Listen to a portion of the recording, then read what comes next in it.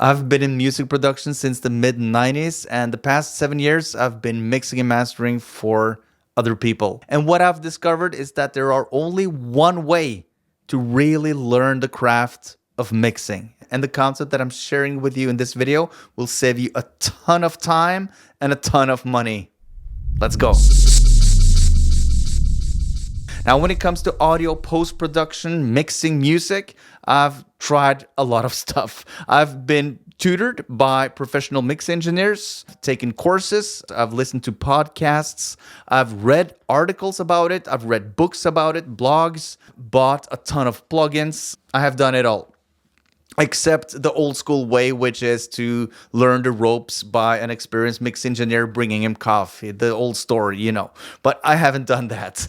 I'm a full-time teacher. I've been so for 22 years. So it has been limited how much time that I have dedicated up until this point. So when I say I have done music since the mid-90s, it's sort of like an exaggeration because I haven't done music full-time all those years. However, I have done music for all these years in my spare time. So here are some things that absolutely does not work in order for you to become a better mixer. Okay, so the first thing is buying audio plugins and gear. The more gear you buy, you might think that you have access. If you have access to all the tools in the world, your mixes would sound better. I think that would amount to around 2 or 3% of the combined results of your mixing. That's my rough estimate. And I say that because I've been doing this for a long time. I've bought a shit ton of plugins and a lot of expensive gear, hardware stuff.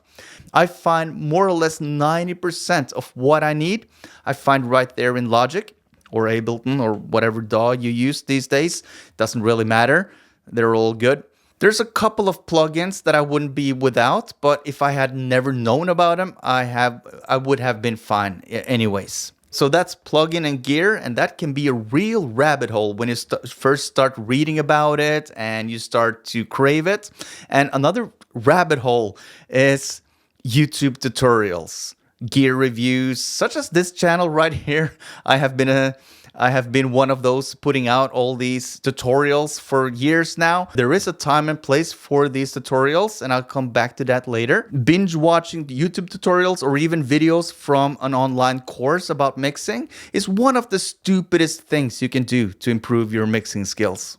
You learn one concept or one technique, and then you just dive over to another concept and another technique, and 5 or 6 techniques after, you've forgotten 70% of them. It's really a waste. Next up is something that I've tried to do, but I didn't because it was too boring. And it's 2 things. The first thing is mixing rehearsal files. There are places online where you can download free session files where you have all the vocals, the guitars, the drums, etc. And you can practice mixing that way.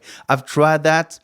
It's really boring. It's not your music. You can't do anything with it. There's no stakes involved at all. So for me, I've tried it just to improve my craft, but it was too boring for me to even finish. The other boring thing you can do is to do ear training software. And I know that there are some good options around there, but for me, it's really boring. It's sort of like Duolingo for mixing. It's cool the first couple of rounds, and then it feels pointless at a certain point. And this final thing is somewhat controversial, so just beat me up in the comment section. Mixing your own songs is a waste of time if you want to become a good mixer. And I say that because I've done it thousands of times and I haven't improved. So what happens when you mix your own song? You start tweaking and then you're not satisfied and you can't really distinguish between what is wrong with the production and what is wrong with the mixing. And you get all confused because you have all these conflicting feelings around your production, around your craft. Your artwork is changing, and since you're involved in all the processes, it becomes difficult to divorce yourself from, for example, the production stage, which you need to do as a mix engineer. You can't have strong feelings for the production because you know that when mixing, something has to go and something has to stay. You have to make priorities. If you want to become a good mixer, practicing on your own material is a bit slow. Who here haven't tweaked a bass and kick for hours without getting it right? Which leads me to what really works when it comes to mixing, and that's mixing for other people. It doesn't have to be paid, but it's even better and more efficient if you're getting paid for it because stakes are higher. It's like when you're at a place where it's really dirty and you're wearing your own coat. It doesn't really matter if you get some dirt on your coat, but if you're borrowing a coat from someone else, you are really nervous about getting it soaked up in something dirty. And that the same way goes for mixing for other people. It's not your art, it's other people's art, and you have to treat it with respect and responsibility. If you're somewhat ethical, you will get that feeling when you mix for other people. And it doesn't matter if you're paid or not. They want the song to sound as good as possible regardless of the transaction. But if you're getting paid for it, the psychological effect is even more profound. And another reason why mixing for other people is the best way or the only way to really learn the craft of mixing is that you can't mix forever. You have to stop. There's a deadline. You have to just call it quits at some point, which leads you to work faster, move faster, make decisions faster, and you don't run down rabbit trails experimenting with 15 different plugins for the snare. And the final thing, and this is the most effective way of learning how to really mix, and that's the invaluable feedback that you get from the people who owns the song. So if it's a friend or if it's a client, you get some really good feedback. That's how I really learned mixing. I mixed for especially one artist and he would give me feedback continuously. He wasn't a mix engineer, but he only knew how he wanted his song to sound. Less high end, more low end, but not so that the vocal is overdriven and such. So I learned all these things. And whenever I was stuck, I went over to YouTube, watched a quick tutorial, went back and immediately implemented what I had learned. So that's the way I really learned mixing. I had bought some courses. I used them at times. I had this contact with this pro mixer at this other recording studio who I could contact at times, send over a mix. What do you think? And he would give me some concrete pointers for me to improve. And that's how I became a mix engineer part-time. Semi-pro, I can say.